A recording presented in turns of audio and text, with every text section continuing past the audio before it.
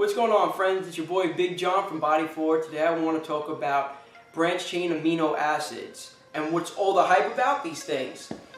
Now, when you eat a steak, there's non-essential amino acids within that steak, which is a protein, which is designed in protein. It's a protein amino acid.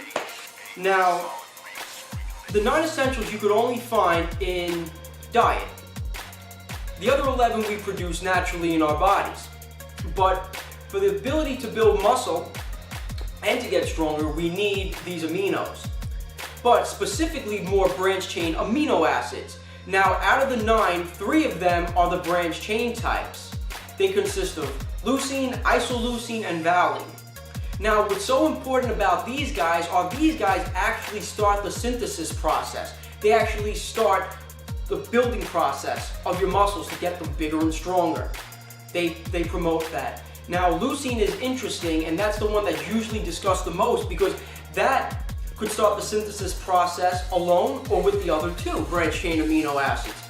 Now, when you work out, your muscles go through a phase of catabolism where the muscle starts to break down. When you do more strenuous exercising, resistance training, endurance training, the muscle starts breaking down.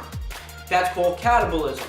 Now, BCAAs are shown to actually slow down that process so you can preserve more of your muscle through the workout because your muscle needs and your body needs energy, and part of grabbing that energy, if you don't have enough, is breaking down of that muscle.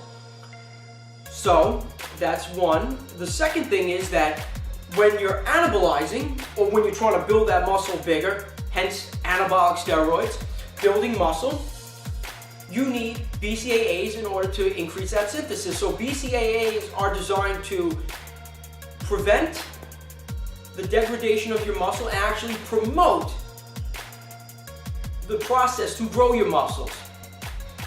Now, do these fucking things work? Now understand, they're found naturally in foods, right? Now, your body can only handle so much protein for your size. Normally, it's considered the maximum to gain muscle mass and effects is 2 grams of protein for every kilogram of body weight. So I'm about 155, so you figure the maximum, I would do 155 divided by 2.2 times 2. And that would be, in pounds, that would be how much protein I would need to take in. Now, certain food products actually contain BCAAs. Any animal protein, such as meat, such as beef, such as chicken, pork, they're going to contain these branched chain aminos, and dairy will contain that, and also legumes. Now, the thing is, certain foods don't have the same amount of them in there, but these are your sources in the natural world.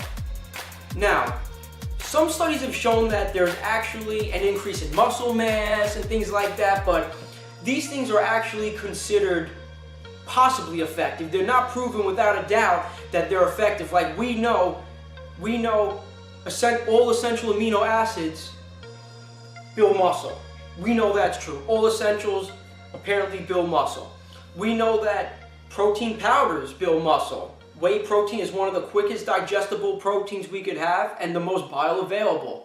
We know that animal proteins build muscle. We know this. These things apparently work. But BCAAs, it's a gray area right now. We don't really know how well it actually works, if it does work. Now, I would only suggest if you were to take these branched chain aminos, if you supplement them, if you're not going to take in enough protein for the day. And only take them during the exercise phase, and they're more important after the workout because you want to keep that growth going. They're more effective after. And roughly you want to keep it around like 5 to like 8 or 4 to 8 grams when you take it in. Now, understand though that food is all chemical too, so the body doesn't know the difference between a piece of cheese or an isolated form of BCAA that's found in one of those supplement jars.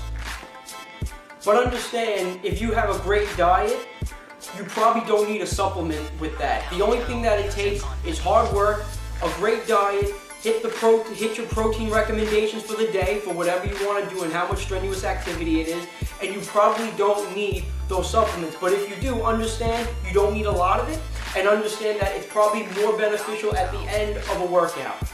Now guys, what if you don't want to supplement with these BCAAs? What is the most optimal thing to do? Well, one, an hour before a workout, you should be taking in a carbohydrate and a portion of meat.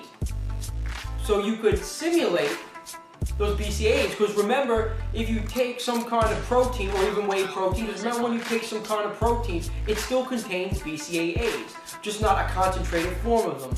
So you're still going to start preventing the muscle from degrading itself. You're going to trick the muscle into saying, oh, we have the energy needed, we have the aminos needed. So it's going to help prevent muscle if you eat before you work out. Secondly, when you're done working out, within an hour, 2 hours time, eat another small meal of a protein and a carbohydrate. Carbohydrates to replenish the energy. The protein is designed to increase the body again with those BCAAs. And now you have the other aminos too, so now they're all going to work together the natural way they should be doing. And remember that supplementation only means supplementation. That shouldn't be the focal point. You're just supplementing it for the meal, with the meal. It's only supplementing with the meal. That is it. As always, I hope I cleared some things up with you guys. If you have any questions, just let me know. As always, it's your boy Big John from Bodyforward. Take care. I love you. Don't forget to like us on Facebook, follow us on Twitter, and go to www.bodyforward.com. Peace.